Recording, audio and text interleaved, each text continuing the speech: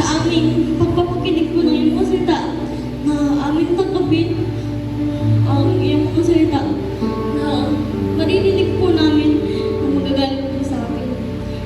Bless us, Lord, in Jesus' name we pray. Amen.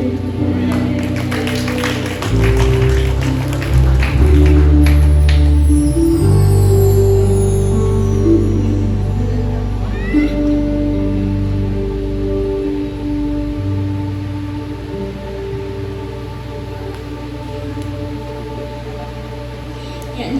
Good morning po sa inyong lahat. Kamusta po tayo lahat, brothers and sisters? Okay na. So, tayo po is mag-start po sa ating devotion sa umagang ito. So, samahan niyo po ako magbukas ng ating mga Bible sa sa book of Ezra, chapter 7, verses 1 to 10. Dito po, after these things, during the reign of Artaxerxes, king of Persia, Ezra, son of Sariah, the son of Azariah, the son of Hilkiah, the son of Salum, the son of Zadok, the son of Ahitub, the son of Amariah, the son of Azariah, the son of Marayoth, the son of Zarahiah, the son of Uzi, the son of Buki, the son of Abishua, the son of Phinehas, the son of Eleazar, the son of Aaron, the chief priest. This Ezra came up from Babylon. He was a teacher, well versed in the law of Moses, which the Lord, the God of Israel, had given. The king had granted him everything he asked for the hand of the Lord his God was on him.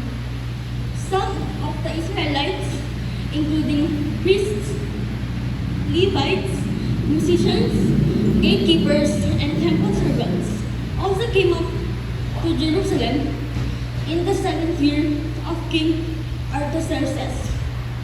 Ezra arrived in Jerusalem in the 5th month of the 7th year of the king. He had begun his journey from Babylon on the first day of this first month, and he arrived in Jerusalem on the first day of the 5th month, for the grace of his God was on him. For Ezra had devoted himself to the study and observance of the law, and to teaching its decrees and laws in Israel. Amen.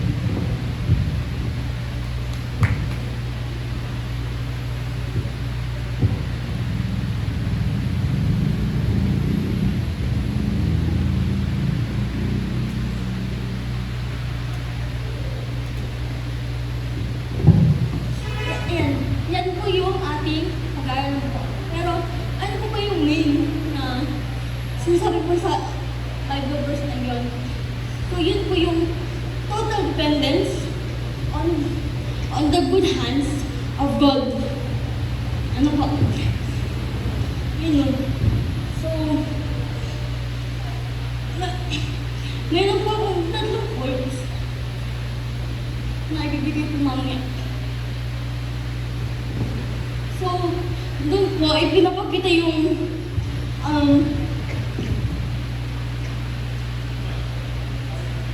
kung gaano katagal mo si Ezra naglagbay galing Babylon papuntang Jerusalem, no? Makikita natin doon kung gaano siya katagal, no? 100 miles. Tapos 4 months po yun. So meaning 4 months po siya nagpagamit kay Lord at nag-share ng kanyang mga salita, no? Sa iba't ibang mga tao.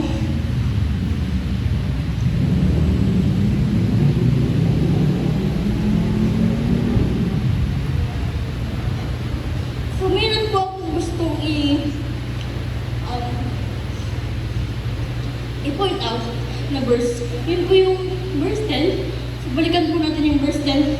Ang sabi po dun, for Ezra had devoted himself to the study and observance of the law of the Lord, and to teaching its decrees and laws in Israel.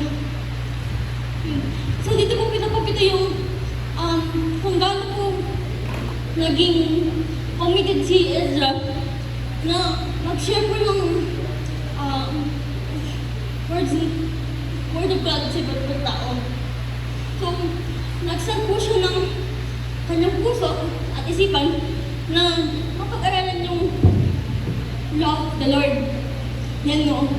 So, nagsimula po yan sa pagkakaroon ng talagang intention. May intention po siya na magkaroon ng pusong prepared po para malaman at matuto yung mga words ni Lord. Yan. So, ibig po nang sabihin, no, tayo, kailangan po tayo mag-set and kailangan magkaroon po tayo ng oras para po tayo mag-aral or magbasa ng Bible. Sa pang-araw-araw po nating pamumuhay. So, yung number 1 po is commitment on the study of God's Word. Number 2 po is doing what God's Word says. No. So, sabi dito, sabi po dun sa Bible verse, hindi lang po siya si Ezra po hindi lang po siya nag-aral ng Bible para lang po sa kanya, no? Pero yun din po yung mga na-aral niya po at yung mga nabasa niya po is in-apply na rin po, no? I-applied yung mga pinag-aral niya po. In-apply niya sa buhay niya, no? So, yan. Paano niya po in-apply? Pinapakita niya po sa kilos niya, sa pananalita niya, no? Sa ibang tao. Yan. Bago niya pong i-try na i-share po sa ibang tao or mag-instruct. And for my last point po, is about sharing God's Word. Yun. So, after po niyan matutunan, makapag-aralan, at mabasa yung mga Bible nanggaling po kay God, Word of God. So, lagi-lagi niyo pong sinasanay yung sarili niya sa mga word ni Lord. So, yan. So, after nun, dyan na po nag-start si Ezra. Mag-share po sa ibang tao. Halimbawa po yun nga, sabi po, yung mga Israelites. So, dun po siya nag-share na po ng mga words ni God, no? And, ayun po, para po tayo is makapag-share ni word of God, kaya po ni Ezra, kailangan alam natin yung binasa natin. Hindi lang po yung binasa lang po natin yung Bible verse, yun na lang po yun. Kailangan po iniintindi po natin yung Bible verse, yung content po ng Bible verse, at yung kung ano pong sinasabi sa atin ng Bible verse na nanggaling kay Lord.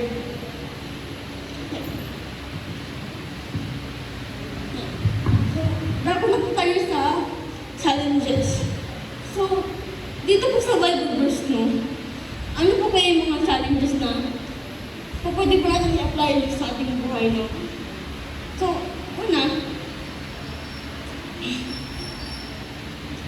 una po is your heart position must be on the Word of God. Yun. So, tanongin niyo po ang sarili niyo, kayo ba is, yung focus niyo po ba is buhain sa ministry o sa church? Or nagpa-prioritize lang po kayo ng magkaroon ng malalim na foundation in-study niya lang po yung word ni God muna.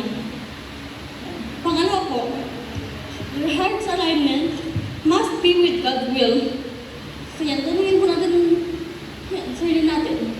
Kung tayo po ba is nag-rely po sa sarili natin gawa, titiwala lang po ba tayo sa ano natin, sa ating kakayanan? So, or tayo po ba is nagsisik po tayo ng guidance ni Lord na dumidepende po po tayo sa Kanya sa mga gawain natin sa ating buhay. Yun nga po yung the good hand of your God na gumagabay Father. So yun naman po. Praise God.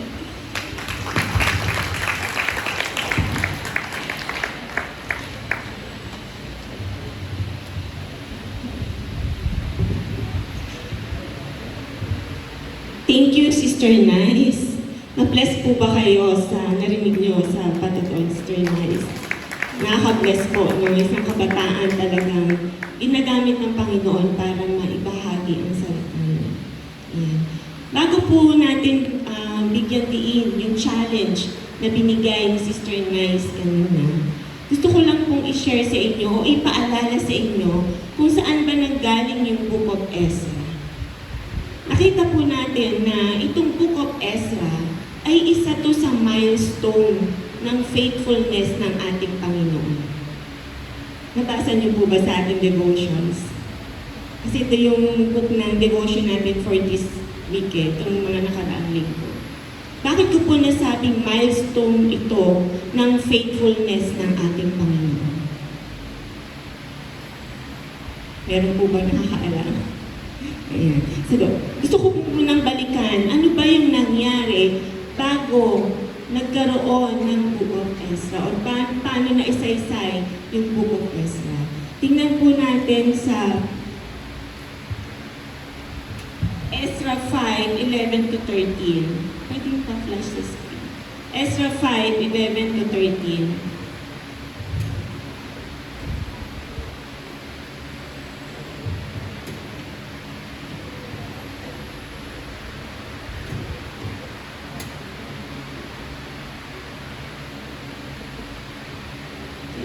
Okay. This is the answer they gave us.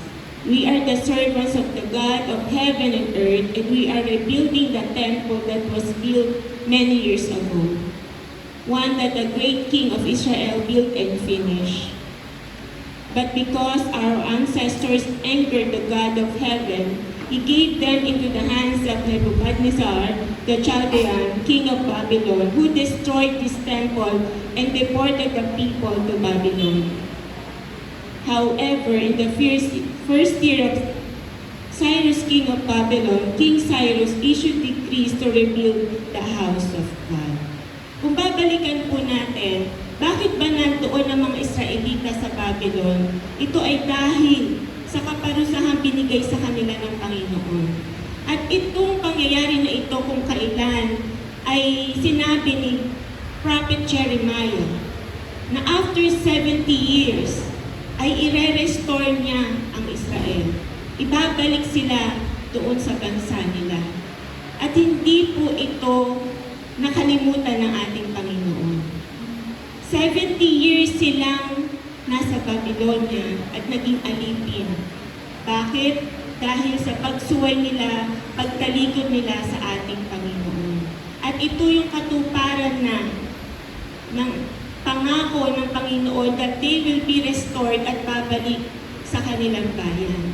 At nakita po natin, kung papagkasin po natin itong ating devotion, ginamit ng ating Panginoon ang mismong hari ng Babylonia, ng Persia, para siya mismo ang mag-utos sa mga Israelita na bumalik at i-rebuild yung temple.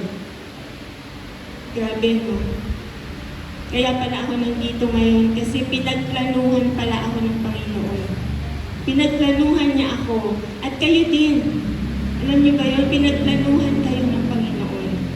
Pinagplanuhan kayo para ma-restore, para makilala siya, at para tayong lahat ay maranasan ang kanyang kabutihan. At yun yung pangako 70 years ago sa mga Israelita. Hindi ito kinalimutan ng ating Panginoon. At ginamit ng ating Diyos si King Cyrus. At hindi lamang po siya, 3 hari po yung ginamit niya. Kasi di ba bago nakapunta hanggang doon sa chapter 7, bago nakabalik si Ezra o naglakbay si Ezra pabalik sa Israel, 3 hari pa yung nagdaan. At during those time na tinatayo yung temple, marami talagang sumalungat. Ang daming talagang pinatigil, talagang binantaan yung mga lingkod ng Diyos na itigil yun. Pero mananaig pa sila sa ating Panginoon. Nanaig pa sila dun sa mga tao o sa ating sarili mismo, nanaig pa ang kaaway sa ating sarili para hindi makakilos ang Diyos sa atin.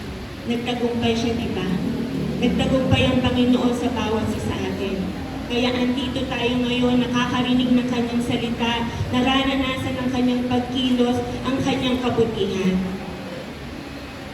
Pero ano ba dapat yung maging tugon natin dun sa ginawa ng ating Panginoon? At nakita din natin, nung nire-rebuild yung temple, sinabi pa dito, nakita na yung mga tao na nandito, yung mga Israelita, yung iba dito, nakita pa nila yung dating temple. So buhay pa sila hanggang matupad yung pangako ng Panginoon. At dito nga, nung nakita nila yung pundasyon na natayo na, ano yung nangyari? Nag-iyakan sila. Nag-iyakan sila. Talagang sobra yung kagalakan nila. Diba? Parang tayo din. Diba? Nung nakilala natin, natagpuan natin ang Panginoong Yesus, iba talaga yung pakiramdam. Talagang sobrang galak. Masasabi mong totoo pala, buhay pala ang Diyos. Totoo pala yung sinasabing may Diyos. Kasi ako po personally naranasan ko yun. Hindi, nung na-encounter ko ang Panginoong Yesus, talagang sinabi ko, totoo pala na may Diyos. Buhay pala ang Diyos. At itong mga Israelita na ito, dumana sila sa matinding pagsubok talaga. Naging alipin sila. Doon sa Babylonia, sigurado hindi nila masamba si Yahweh. Diba? Kung titingnan natin sa Daniel, talagang gusto nung Nebuchadnezzar, lumuhod sa kanya yung mga Israelita. Diba? Hindi nila magawa na sumamba sa totoong Diyos, pero alam nila kung ano yung totoo. Kaya nung nakalaya sila, sobra yung galak. Nung nakabalik sila, nung makita yung temple na nagagawa na, sobra yung kagalakan na yun. At nakita natin sa buhay ni Ezra, siya yung pinutusan mismo ni Haring Artaxerxes. Sorry, ang hirap ng pangalan, Artaxerxes. Ayan, Haring Artaxerxes, para bumalik. At meron pa siyang decree na sinabi. Sinabi niya doon, dito sa, actually, 7-11, no? Sabi, 11 to 12. Ito ang nilalaman ng sulat na ibinigay ni Haring Artaxerxes kay Ezra na pari at tagapagturo na lubos na nakakaalam ng mga utos at mga tuntunin na ibinigay ng Panginoon sa mga taga-Israel. Ako si Haring Artaxerxes na hari ng mga hari. Nangangamusta ako sa iyo, Ezra, na pari at tagapagturo ng kautusan ng Diyos ng langit. Iniuutos ko na kahit sino sa mga Israelita rito sa kaharian ko, pati mga pari at mga Levita na gustong sumama sa iyo sa pagbalik sa Jerusalem ay maaari mong isama. Inuutusan kita at ng 7 tagapayo ko na saliksikin mo ang mga nangyayari sa Juda, pati na sa Jerusalem, kung talaga bang sinusunod nila ang kautusan ng iyong Diyos. Tuloy mo, yung hari mismo ng Persya ang nagsabi, siguraduhin mo na nasusunod yung kautusan ng Diyos. Grabing kumilos ang kamay ng Diyos talaga, no? Wala siyang sisinunod. Sabi nga ni Haring Artaxerxes, siya daw yung hari ng mga hari. So, 3 hari ito na inutusan ng ating Panginoon. Kung itong mga hari na ito ay sinunod si Yahweh, pero sinasabi ito ay sumasamba sa mga Diyos-Diyos, paano pa kaya tayo? Katulad ba tayo ni Ezra na natutunan ang salita ng Diyos? Hindi lang niya natutunan, hindi lang niya dito nilagay yung natutunan niya. Ini-apply niya ito. Nakita ito sa buhay niya. Naging effective ang salita ng Diyos sa buhay niya. Bakit? Even yung hari nakita ito sa kanya. Hindi lang ang Diyos ang nakakita, pati ang mga tao sa paligid niya. At ano ang nangyaring sumunod? Hindi ito nanatili sa kanya, gladly napapakita niya ito ay naituturo din niya. Ganun pala yun. Hindi lang basta karunungan, hindi lang basta salita na sinishare natin ito sa iba. Kailangan napapasa ito sa buhay natin. Dapat nakikita ito. Sabi nga, meron akong nakitang phrase na sabi dito, children rarely inherit the faith their parents talk about. They inherit the faith their parents live. So yung mga anak pala natin, hindi lang ito pwedeng sabihin natin, ganito anak ang gagawin mo, makinig ka sa salita ng Diyos, ang manampalataya ka, ito ang salita ng Diyos. Nakikinig sila, oo, pero hindi nila yung basta mauunawaan hanggat hindi ito nakikita sa atin. So ito yung challenge, katulad ng sinabi ni Sister Nice. Natututunan talaga natin ang salita ng Diyos. Nai-apply ba natin? At doon natin magkakaroon tayo ng lakas ng loob na maibahagi ito sa iba kung ito ay talagang naranasan natin. Yan yung challenge na ibinigay sa atin ngayon ng Panginoon. Huwag na manatili itong karunungan lang, kailangan makita ito sa atin, mai-apply na ito sa atin. Hindi naman ito para lang sa ibang tao para rin sa atin. Para rin sa atin ito. Kaya purihin natin ang Panginoon sa araw na ito yung tinuturo niya sa atin. Amen. Amen. Sige po, sa mga tatayo po sa araw na ito, na tinawag ng Diyos, ng lingkod, pwedeng pa-flash po yung wait.